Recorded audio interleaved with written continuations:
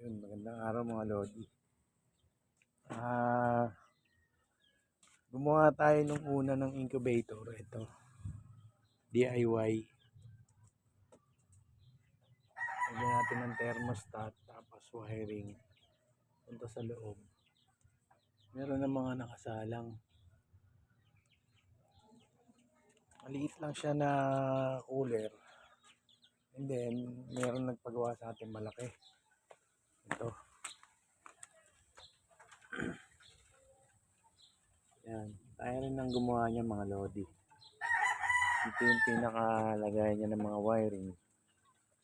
Pinakalibrate natin siya ngayon. Tinitingnan ko lang kung umiinit kasi yung thermostat niya. Hindi ko alam kung bakit, dahil siguro sa ilaw, sa fan. Pinalitan ko na yung mga wiring.